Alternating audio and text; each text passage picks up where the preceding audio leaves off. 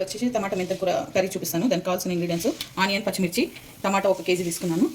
మెంతం కూర 10 రూపీస్ది ఒక 3 కట్టలు తీసుకున్నాను అనమాట. ఓకే అండి, ఇప్పుడు తయారు చేసే విధానము.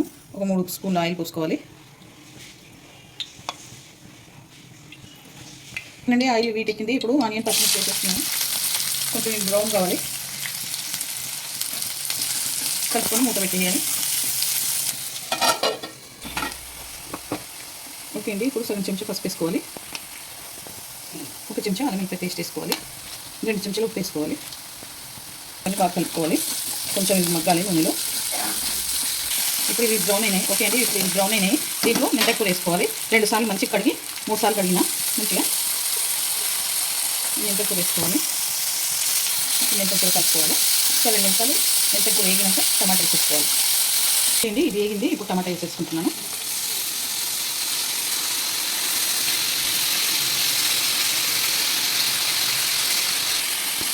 దీంట్లోనే ఒక 4 స్పూన్ల కారం వేసుకోవాలి.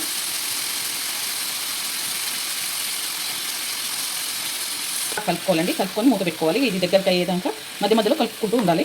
దగ్గర అయ్యేదాకా ఉంచుకోవాలన్నమాట.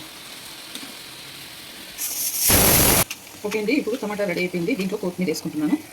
1 కట్ట కొత్తిమీర సన్నగా తరిగి వేసుకోవాలి. ఓకే అండి, టమాటా కూర ఉడికిపోయింది. ఒక 5 మినిట్స్ నుంచి బంద్ చేసుకోవడం. ఉడికిందంటానికి ఇలా సన్నగా టమాటా అయిపోతుందండి. దారాలుగా ఇలా అయిపోయిందంటే టమాటా ఉడికిపోయినట్టే. ఓకే అండి, టమాటా కూర రెడీ అయిపోయింది. ఈ వీడియో కనుక నచ్చితే లైక్ చేయండి, షేర్ చేయండి, కామెంట్ చేయండి, సబ్స్క్రైబ్ చేయండి. చాలా బాగుంటుంది. రోటీలో కానీ, చపాతీలో కానీ, రైస్లో కానీ, అన్నింటిలో పూరీలో కూడా బాగుంటుంది. మీరు కూడా ట్రై చేయండి.